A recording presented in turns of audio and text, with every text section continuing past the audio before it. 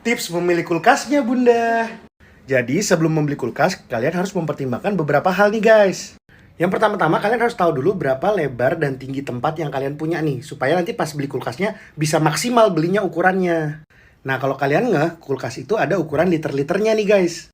Biasanya pemakaian untuk satu orang itu adalah 50-80 liter. Jadi kalau kalian sekeluarga itu punya anggota keluarga ada 3 orang, beli kulkasnya yang 240 liter ya. Kalau di bawah itu takutnya kurang. Nah, di Indonesia itu biasanya ada 3 jenis kulkas yang umum nih guys. Mungkin kalau untuk model yang kayak gini, yang freezernya di atas kulkasnya di bawah, kalian udah sering temuin ya, jadi gua nggak bahas lagi. Jadi Baba bahasnya ini aja nih, bedanya kulkas side by side sama yang model French door. Nah, untuk kulkas side by side, itu dia biasanya ada tulang di tengahnya gini. Jadi dia dibagi dua, ini bagian freezernya, dan ini bagian chiller atau bagian kulkas biasanya. Nah, di antara semua jenis kulkas, biasanya inilah yang kapasitasnya paling besar. Buat orang-orang yang suka nyimpan makanan-makanan frozen, ini bagus banget ya, karena ini bener-bener freezernya tuh dari atas sampai bawah. Kelebihannya adalah kalian bisa naruh barang-barang yang sering kalian ambil di area-area di sini nih, jadi kayak gampang gitu ngambilnya. Nah, kalau Baba itu lebih prefer sama yang model French door, jadi bagian freezernya di bawah dan bagian chillernya di atas. Nah, kenapa Baba suka kayak gini? Karena itu di tengahnya nggak ada tulangnya guys. Jadi ini kompartemennya lebar-lebar. Kalian kalau dapat kue ulang tahun tuh bisa langsung blek gitu. Pizza gitu satu box bisa masuk juga.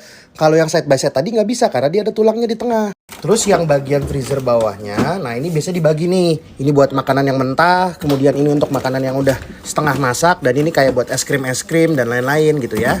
Nah selain itu, kalau kita buka kulkas ini kita nggak perlu mundur karena kaki kita nggak kena ya. Karena dia kalau kayak side by side tadi kan dia dari atas sampai bawah. Kalau ini cuman setengah aja. Nah sekarang ngomongin fitur tambahan nih. Penting nggak sih kulkas kita punya fitur macem-macem gitu ya? Menurut Baba, fitur itu ada yang penting banget dan ada yang nggak penting-penting banget.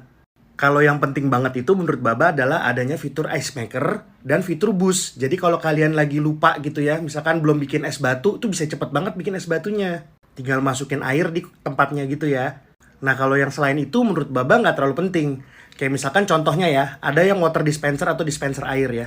Tapi di Indonesia ini kita belum support untuk air bersih di kerannya kan. Jadi tetap aja kita harus pakai galon-galon lagi ya. Jadi sama aja bohong, kecuali yang rumahnya airnya udah ada filternya.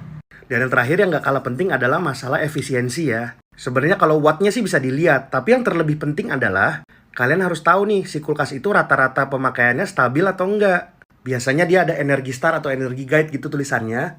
Jadi ada penjelasannya tuh tarikan awalnya berapa dan rata-rata watt pemakaiannya berapa. Ternyata video 3 menit nggak cukup guys. Kalau ada pertanyaan di komen aja ya.